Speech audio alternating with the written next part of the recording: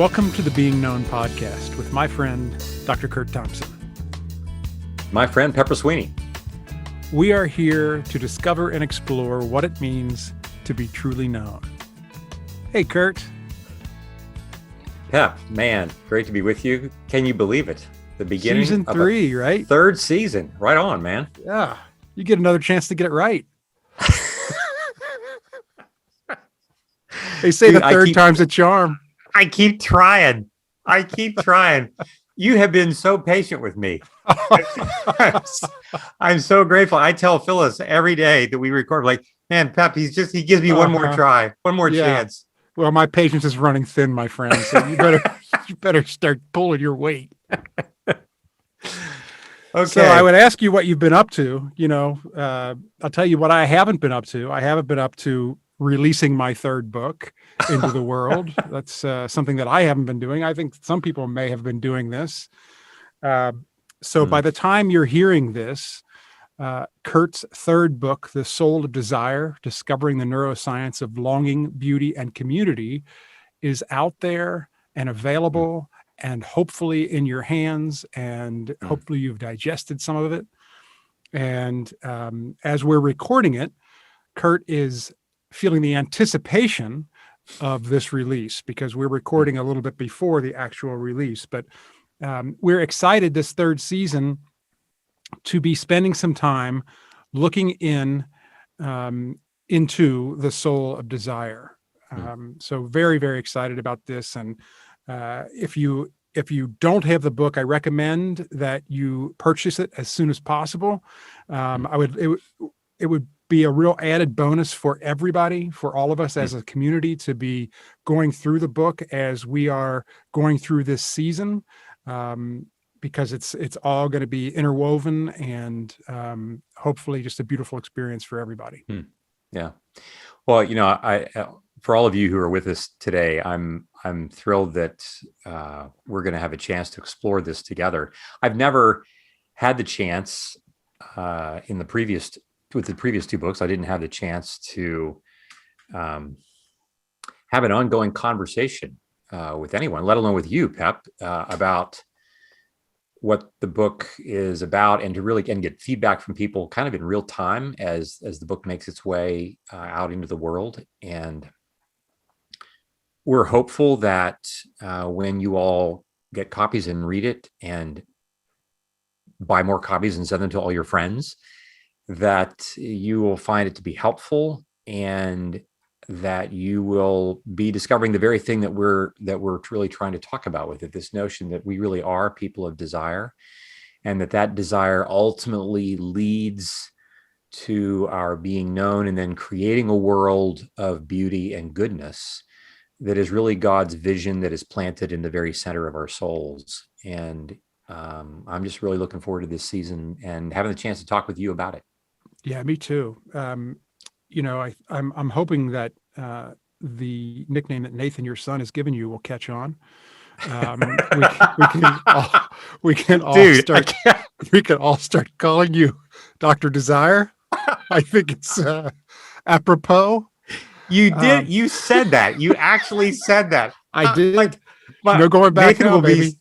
Nathan will be so pleased, and I'm like mortified. So let's talk about why desire. I think so. You had the Anatomy of the Soul and the Soul of Shame, and on your third book, you decided to focus on desire, and that's you can spend a lot of time writing that book, a lot of your intellectual energy. So why did you choose this subject? I think one thing that I would say that was not intentional. I think the Holy Spirit does this in the world, does this with each of us, this notion of not just forming us, but forming us together with others and bringing various parts of our lives together in time. And, there's a lot about our life that we don't know in advance. I don't know when I'm 3 what life is going to be like as a 6-year-old heading off to school. I don't know when I'm 18 what life is going to be like heading into college. I can imagine things, but I don't know. There are a lot of things that God weaves into our life and only brings them into view as we are able and ready to have them be brought into view. And of course, I don't always particularly like this tactic that God uses. I would rather know everything that there is to know so that I could plan for all my future and so that I could correct him with anything that I see out there in the future that he has planned for me that I think that is not really a good idea. One of the ways in which I would say, looking in hindsight, I've discovered some things about these three books is that in some respects, I wouldn't have predicted that the soul of shame necessarily would have come after the anatomy of the soul, or necessarily that the soul of desire would have followed the soul of shame. But I think they do, as it turns out, end up being a bit of a trilogy, if you will, a 3-part series. And I was aware as I was wrapping that up, the work of Anatomy of the Soul, I was aware that shame was really kind of coming into focus even then as this primary weapon that evil uses, that evil wields to undo this integration process that we are really watching God create in the world with us, and especially with new creation, with the life and death and resurrection and ascension of Jesus.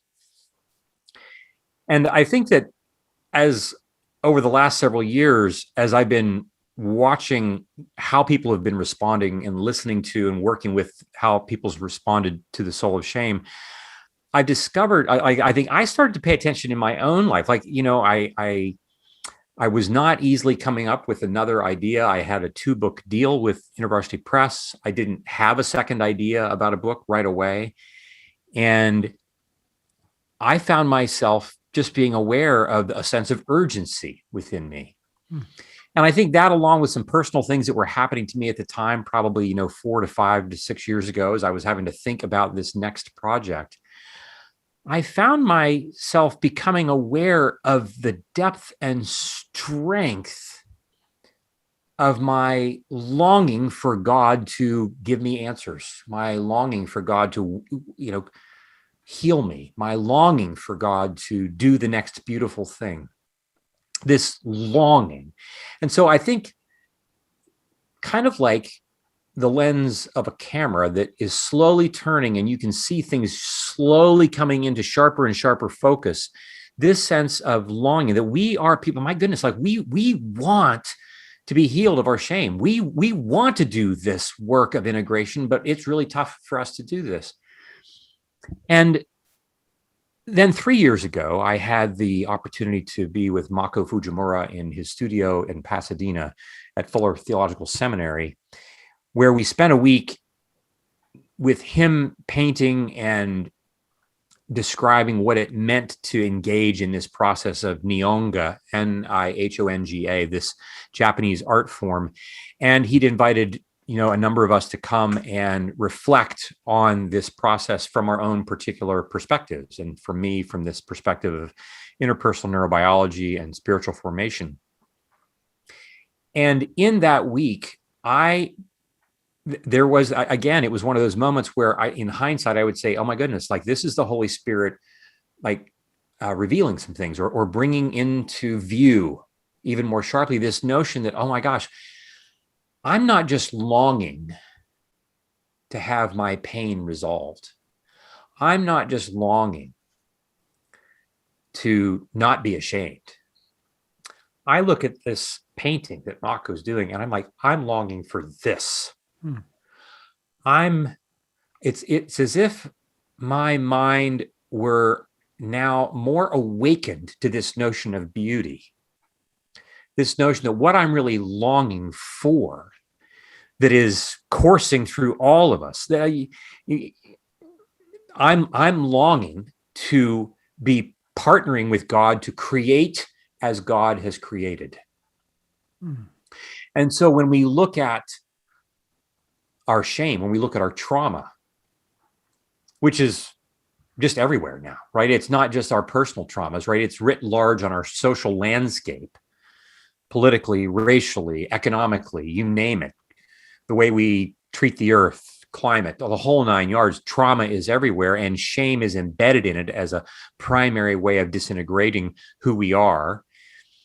This notion of longing for beauty, I would say, began to strike me as like, oh my gosh, like with all of our intelligence, with all of our science, you'd think that with all of our capacity to know the truth, quote unquote, the way we humans would like to know that we know that we know, you would think that it wouldn't be that difficult for us to create a world of beauty and goodness. But we have just the opposite in front of us.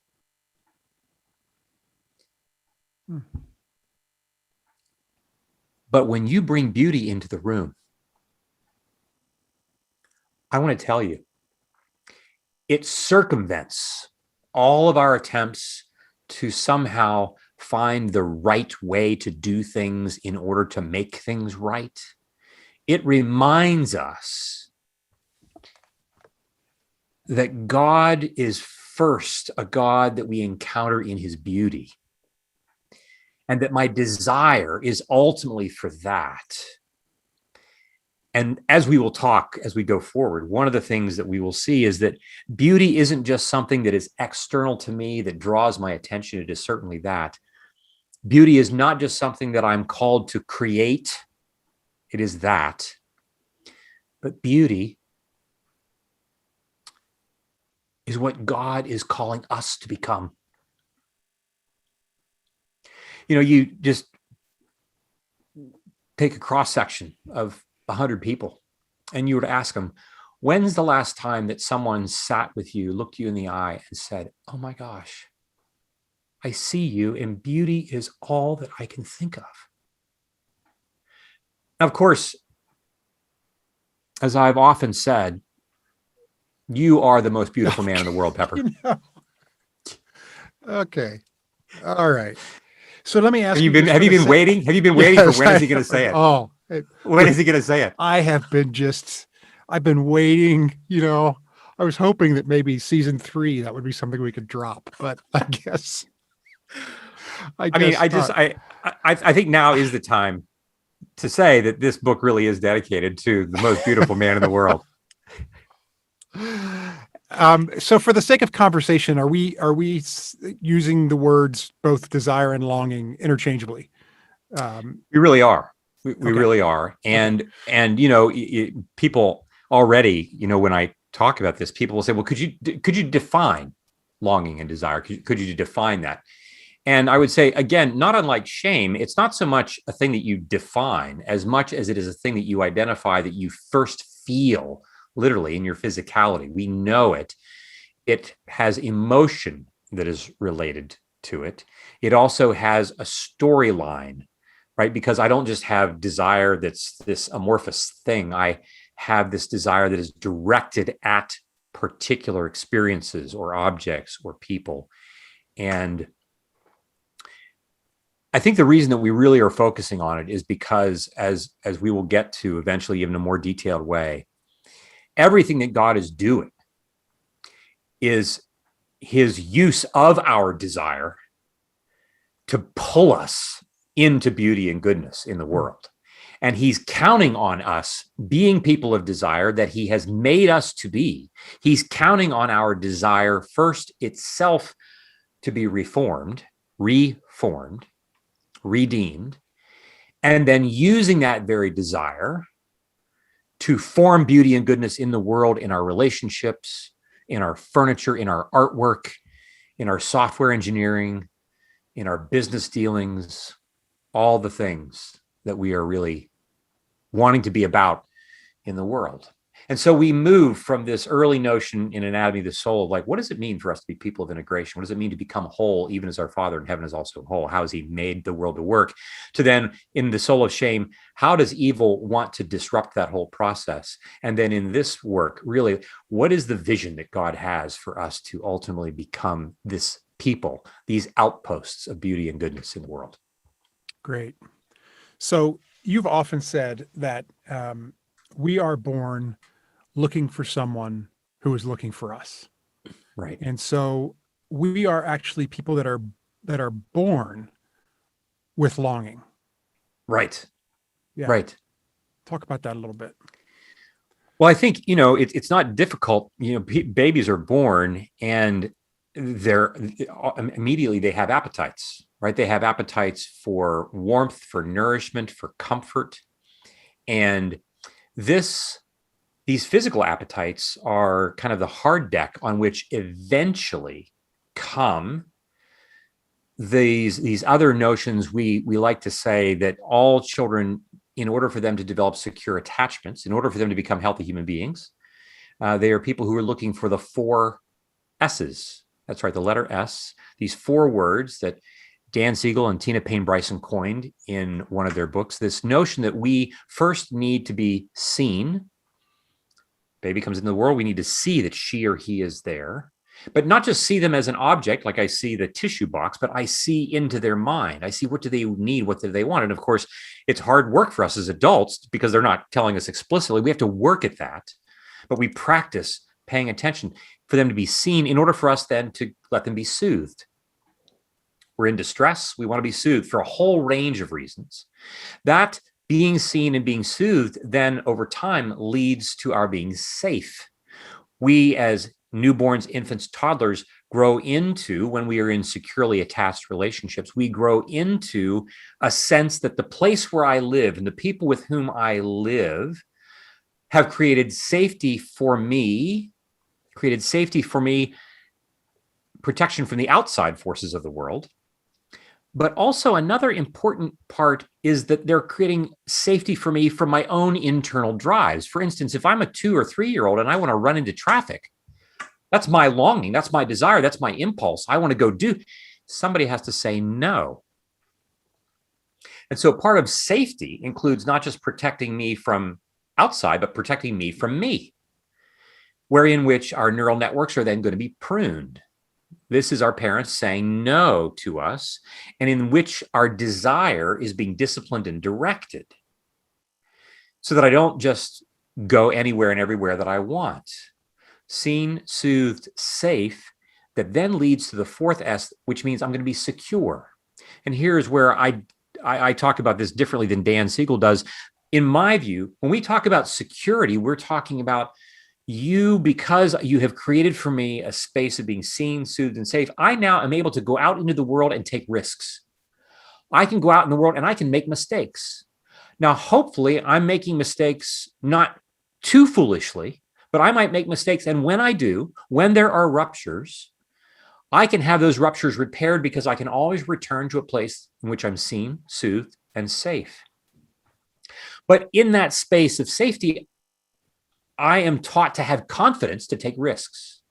Confidence that I can be okay even in an imperfect world. Confidence that I can fall down, skin my knee, and I can eventually learn that that can be okay. That I can have a breakup with a girlfriend and that can be okay. I can get fired from a job and that can be okay. This is training me to learn that in my world, I am ultimately secure because of Jesus. This longing to live into the 4 S's is really what tells us what it means to us for us to be known. For this to happen is this process of being known. And so this longing that we talk about begins when we enter the world, comprises these 4 S's that really make up what it means for us to be fully known by our parents, by our caregivers, and eventually then also by God. This is where desire is first formed. We come out of the womb with this. Now, there's some other interesting things to pay attention to with this, that I have a desire. If I'm a newborn, first I desire to understand that this is my hand, and then I desire the toy in my crib, and then I desire to walk across the room, and before you know it, I desire the brunette in 8th grade English class, right? There's this longing that, of course, is kind of like salt and pepper with all kinds of other things, but I have this longing. I long then to go to get a job, or to go to college, or to join the Marines, or whatever it is, this longing that I'm going to do. But we also recognize, and this is the work from René Girard, the French philosopher, the Catholic French philosopher, who so eloquently wrote about how, in many respects, desire is also something that emerges out of what we call mimicry or mimetic desire. And this is important because what Rene Girard rightly points out is that for the most part, when it comes then to the objects that I desire to be known, but those things that I desire, those objects or those experiences are often things that I do desire because I've seen other people have them. In other words, I desire things often not just because of their own merit, but I desire things because somebody else desires them. I desire a particular kind of experience because all my friends are saying that they have this is a great experience. I desire to have a certain kind of fountain pen because certain people that I really respect, as it turns out, have had this fountain pen, and I want to, like, I see this person who has authority in my life. They have this object, they have this experience. I want to have this experience. Now, it's true that the experiences or the objects in and of themselves can prove to be important. But like, I just saw you pass your Yeti cup. My Yeti cup. Yeah. The Yeti cup is a beautiful cup. Agreed. But I want to have the Yeti cup because you have it. And in this way, even our mimetic desires are ways in which God is using objects. We have been made to allow objects to be fulcrums wherein which we make connections to other people, right? The Yetis are mostly about my connecting to you, as it turns out. And so even when it comes to the things that we think that we long for, even and of themselves, the way we are neurobiologically and interpersonally wired means that my longing is really it's still about relationship. Wall Street's been taking advantage of that idea for years with its advertising and everything, right? I mean, put somebody in the ad that looks a certain way or represents a certain thing, and they have this and we desire to have it because they have it. It's interesting. Exactly. Yeah. Well, and for all of you that are with us today, you can just, for a moment, you can just imagine, what are the things, what are the objects, what are the experiences, what are the relationships that I desire? And if you're willing to pause and reflect and you walk those back far enough, you find that if you're curious enough, you discover there's something about someone else who has authority in our life who has wanted this thing. And what we really want is to be connected to that person of authority. What we're really wanting is to know that I'm okay. What I'm really wanting, again, we're circling back to being seen, soothed, safe, secure. And so the longing and the desire, ultimately, as we are often told, is something that God has put within us and God is counting on in order to draw us to God. There are lots of wise people who would say that all desire begins and ends with God, that we have been created as people who are to desire God, who desires us to desire him. Yeah. I just saw something this morning. Are you familiar with Scott the Painter? Yes. So he posted a picture just this morning, and it was a heart with a round hole in the middle. And there was a triangle that said sex. There was a square that said fame. And then the round peg said God, that fit in the hole, in the desire. Right. Yeah. Right. And I think it's really striking because Girard, who, if you all don't know of his work, I would highly recommend it. There's he's brilliant. And so you can find him on YouTube, some YouTube interviews that are really fun to watch and, take 30 minutes, 50 minutes of your time to get an introduction to him. Girard, Girard. He wrote a book called I Saw Satan Fall Like Lightning, which of course is taken from Jesus' words in response to when his disciples come back to him and say, Master, we have cast out demons, we've done this, we've done that, and Jesus is seeing Satan fall. But in this book, Girard talks about this notion of how often our desire and our longing is a mimicry of others, but if we're not careful, shame also takes advantage of this. So, it's like I say, look, if desiring God is the ultimate, right, that's the ultimate thing for which desire is about, then I want to know, Pepper, why doesn't God compete more effectively in the world? It's a great question. Right? It's a great question. I want to know, why is it that it's easy for me to desire the idealized woman. It's easier for me to desire the economic security. It's easier for me to desire, like, as I've said to you, like, I want to be famous. I want to be famous until, and then you're like, you realize like, it's not really real. Why is it that these things that are so easily, tangibly in front of me, why can't God compete more effectively with this? Hmm. And of course, this is where I think Girard's work is so helpful because, not unlike the disciples, not unlike Mary Magdalene in the garden with Jesus at the resurrection, when she notices that it's him, she grabs him. Right? There's this sense in which you left once, I'll be damned if I let you get away again. Like, I'm not going to let go of, I'm going to hold this thing that others want. I'm going to hold this thing. And he says, I've not yet been to my Father.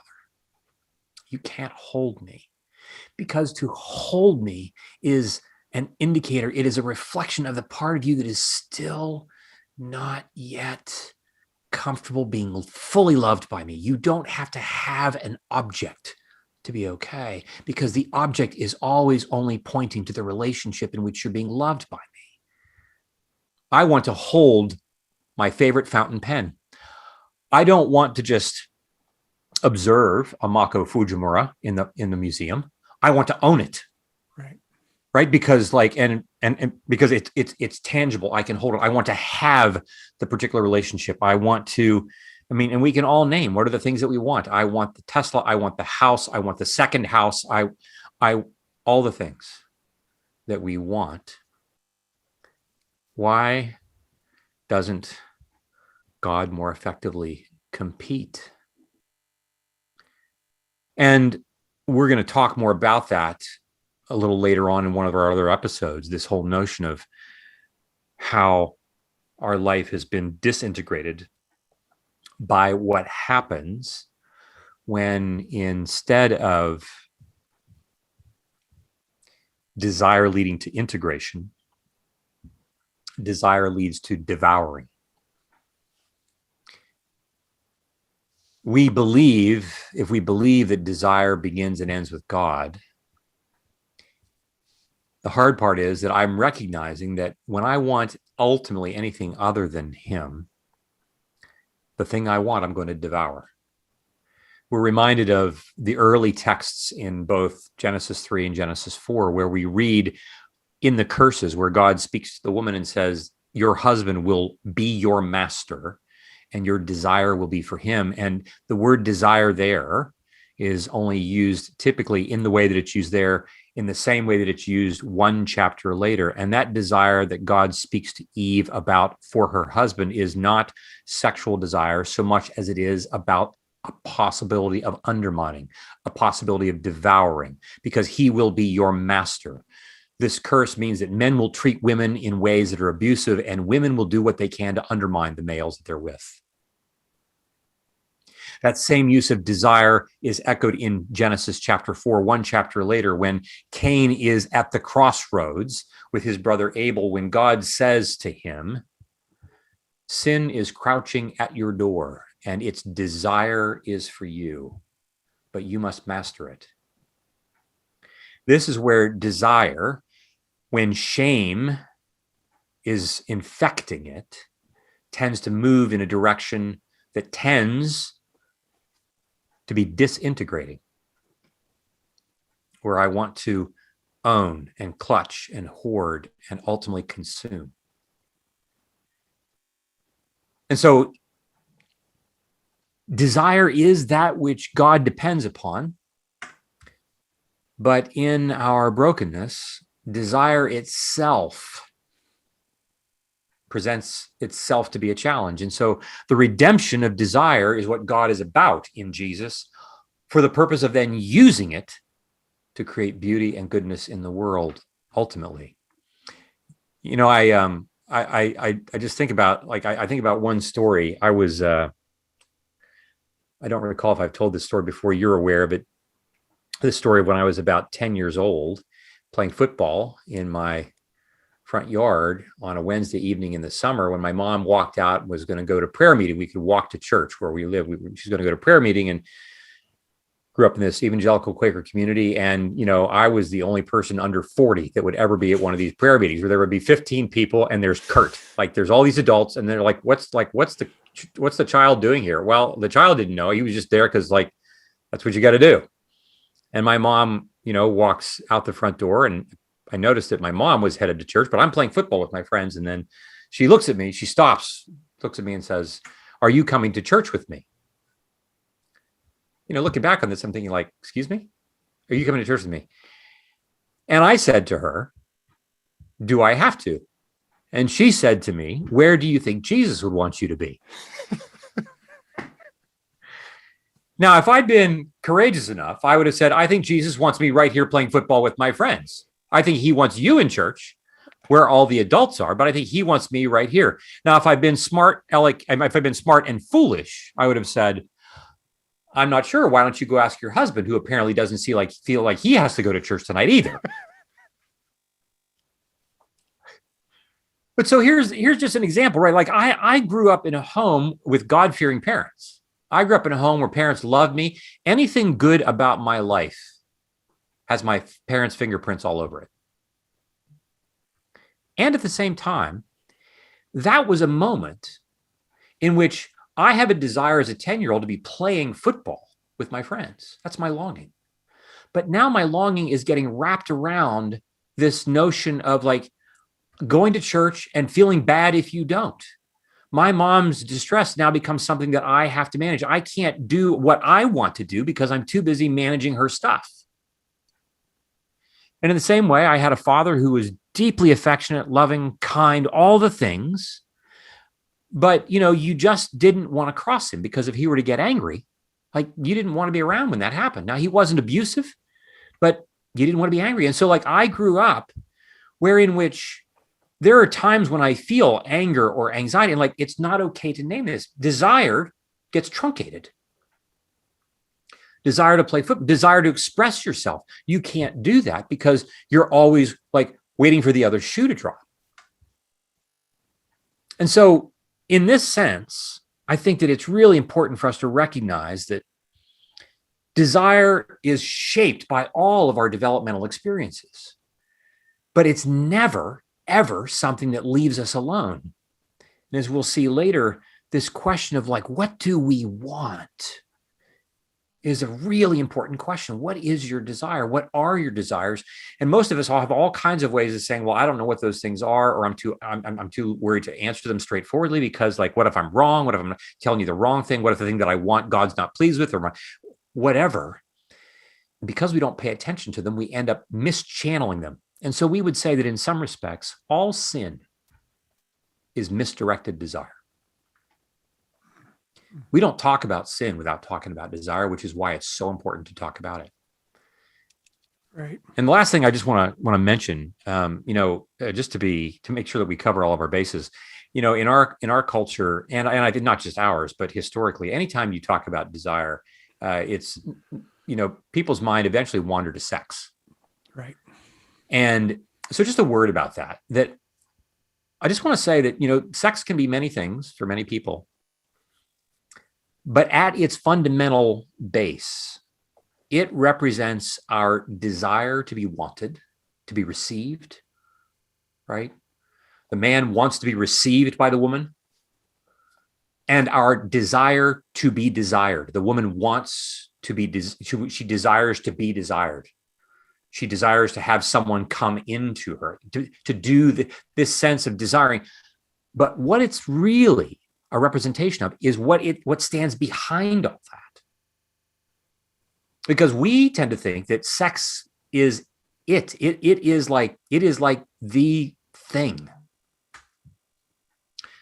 But, with orgasm, when it's over, it's over. And we don't want over. We want deep, lasting joy. I want my desire to be something that leads me into ever deepening, growing beauty. And what's so interesting about sex, even with it, we have a physical limitation.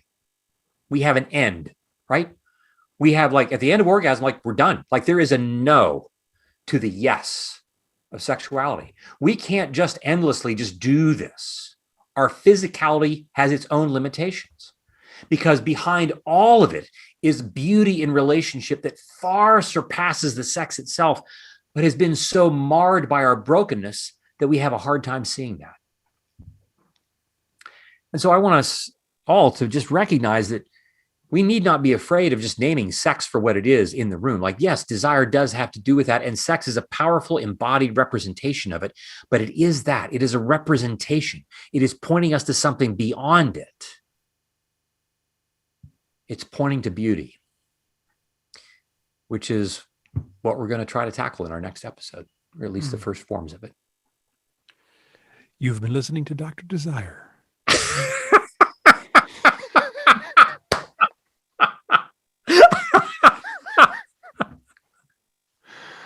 On the Being Known podcast. That's a great. Okay, so I'm excited to be delving into beauty next week. Again, I want to encourage everyone, if you haven't already, to go out and get the Soul of Desire, so that this season will have a whole nother layer to it for us together. And this has been a great introduction to where we're headed this season. I'm excited about season 3, Curt. Right on. Great to be with you. Great to be with the most beautiful man in the world. Love you. Love you. See you.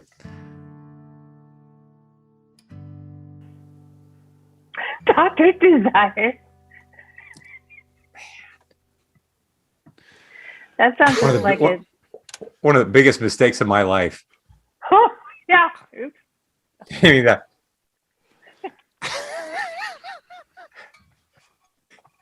This could be trouble. Listen.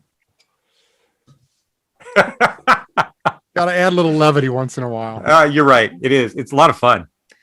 It's a lot of fun.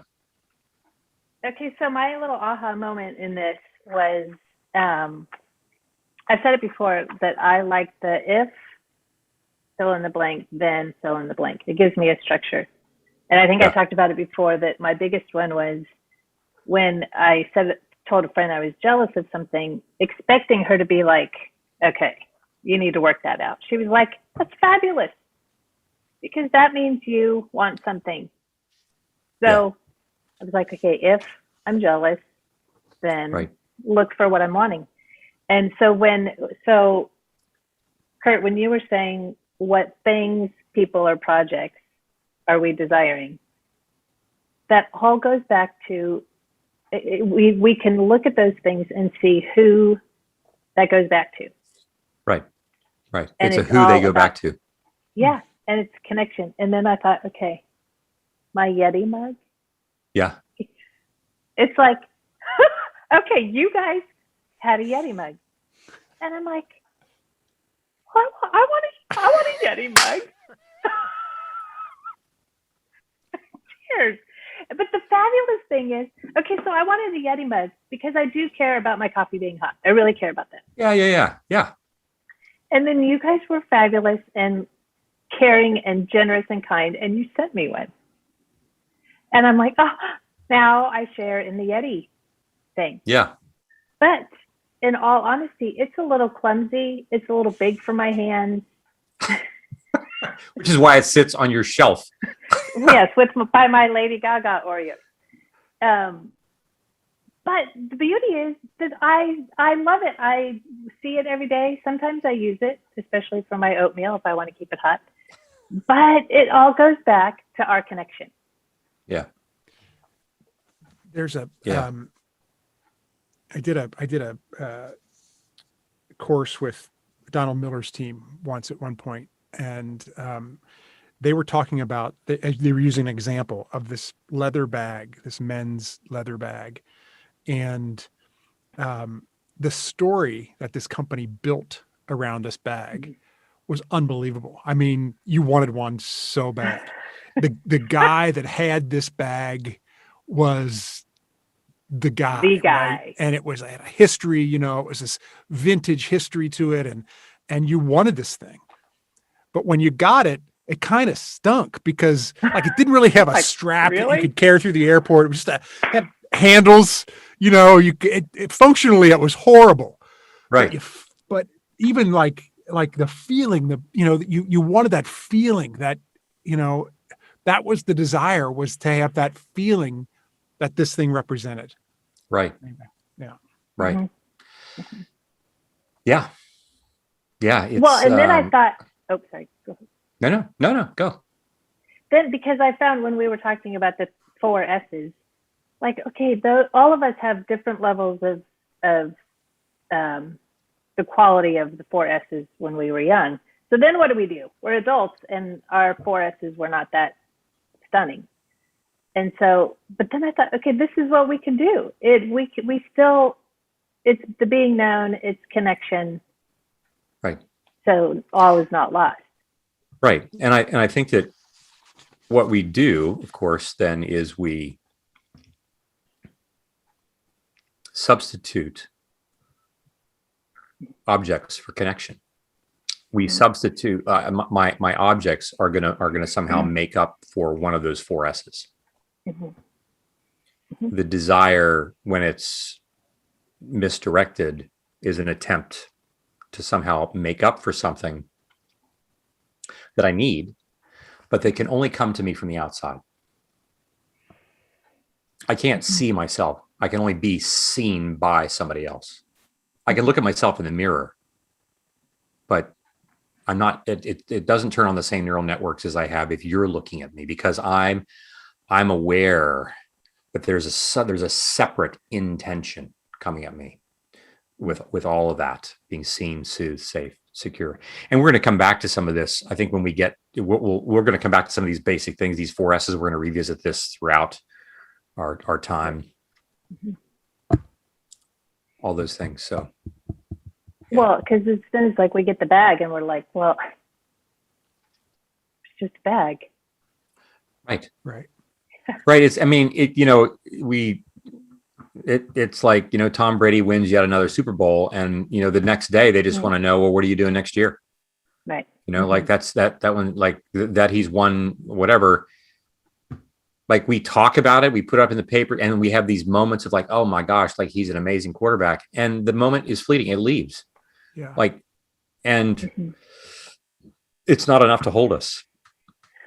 I remember when, it was probably in the 90s, late 90s, when the Lakers, the Bulls were battling the San Antonio Spurs.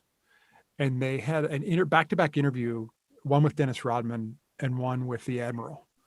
And the differences in their desires and in the meaning that they had behind this, the championship couldn't have been more stark. Wow. Rodman was basically like, if I don't win, I'm nothing. Mm. And the Admiral was like, yes, I want to win Wow. as much as anybody, but I don't need this to be whole. I don't need this to be, to be made whole. He obviously was also, he was a man of faith and made all the difference. But I just remember thinking, why aren't they talking about what just happened in this interview? Because it was just, Right. It couldn't have been more obvious. Yeah. What the two of them The difference. were desiring was so different. Mm-hmm. And yeah. Right. Yeah. Well, I think, for me, that whole notion of, why doesn't God compete more effectively? Yeah.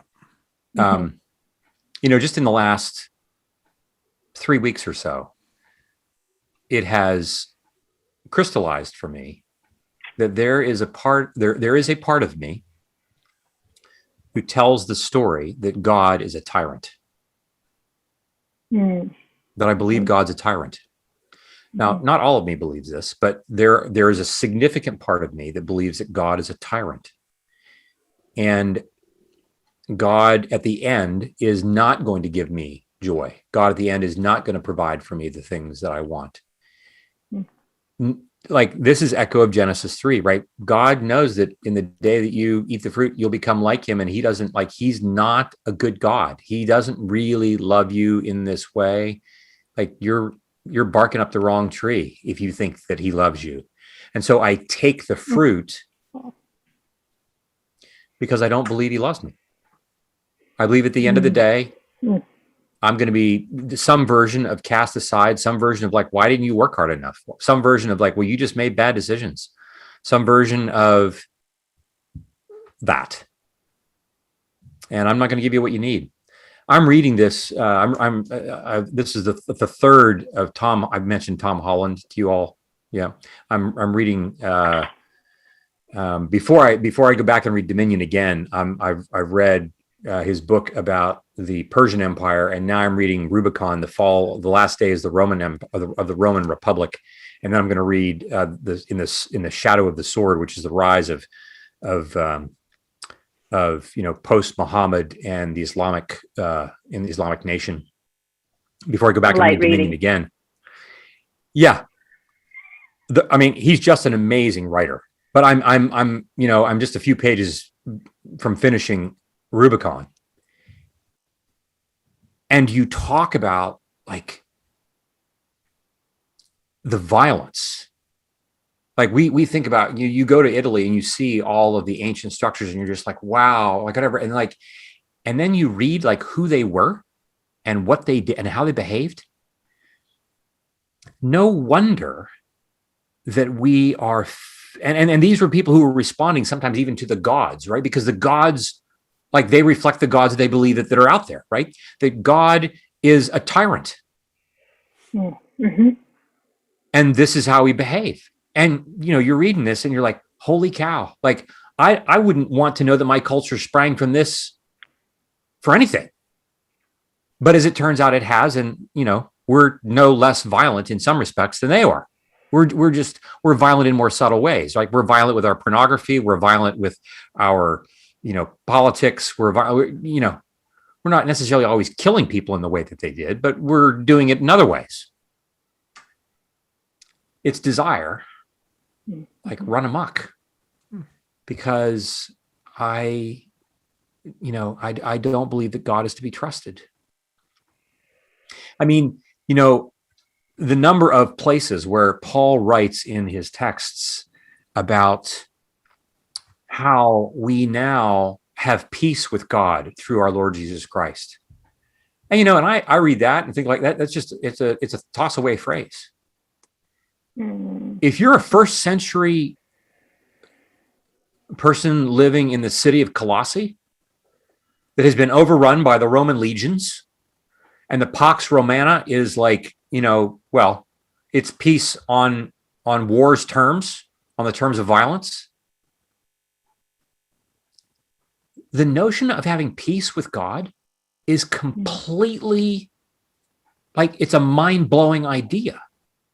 It doesn't compute. Like, there's no God with whom you can count on having peace. That's not who those gods are. And for someone to say, no, the creator of the universe actually has never been at war with you. It's only ever been the other way around. We've only ever been at war with him. And this is what evil's intention is, right? Evil's intention is to devour us. Evil's desire is one of devouring. And so all the more reason that we need community, as we'll get to in coming episodes. to validate, to name our desire. So like to your point, Aim, this notion of like, I want the Yeti, I want this, I want when I'm jealous. I name these things because this is my heart. This is the Holy Spirit speaking to me. Mm-hmm. Mm-hmm. This is the Holy Spirit drawing my desire forth. Mm-hmm. And what I end up doing, of course, is truncating this. I think, oh, like that's a bad thing to desire because I'm jealous. So I'm going to turn that off. Instead of, as you're recommending, being curious and wondering like, I wonder what the desire is that's behind that. What am I really longing for? Mm-hmm. Mm-hmm. Yeah. Well, and then as you're talking about the tyrannical God or God being a tyrant, I think, okay, what if your mom, rather than saying, where do you think Jesus wants you to be? If she would have said, Jesus wants you to be playing football. And that has to be the desire of your heart. And go play football. And I will see you after church. Yeah. Yeah. You think about, and parenting is a bit of a crapshoot, right? Because you just don't know. I mean, and I say that my kids, like for my kids, having parents was a crapshoot. I mean, for them, it's right. Because like they don't, they get me, and if I were to have rewritten that script, I would have had my mom coming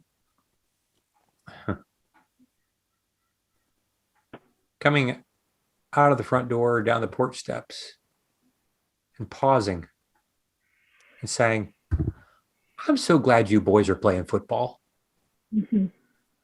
Mm-hmm. I hope you have a great time. I'll see you when I get back. Mm-hmm. Mm-hmm. I'd love to have had a parent who would say, you're 10 and it's summer. And Jesus made you to be playing football tonight. Mm-hmm.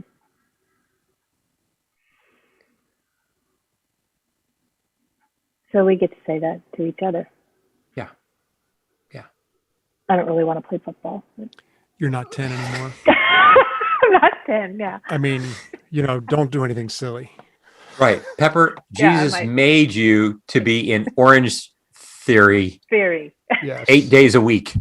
Right. Go. Yes.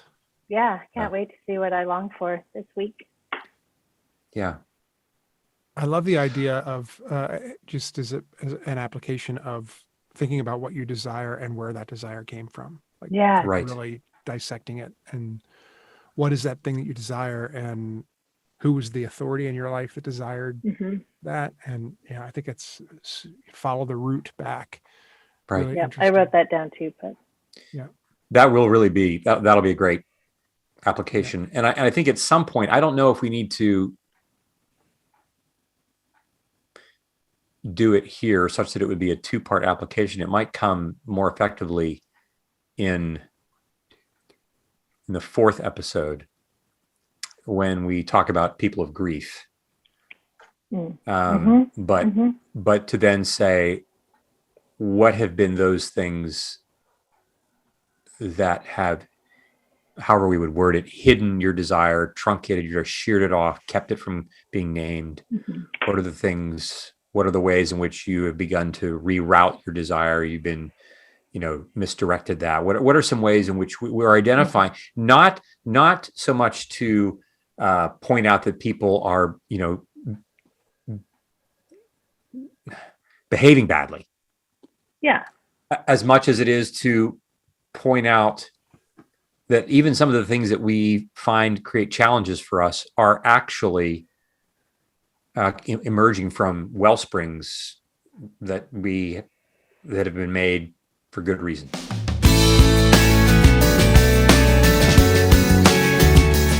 This podcast is produced by Curt Thompson, Pepper Sweeney, and myself, Amy Chella. Audio production and editing is by Keaton Simons. Video production and editing is done by Mark Gould. If you'd like to connect with us, you can find us on social media at Being Known Pod. If you like this podcast, tell a friend. If you love this podcast, tell everyone you know. And please like, rate, and review wherever you listen. Be well, be now.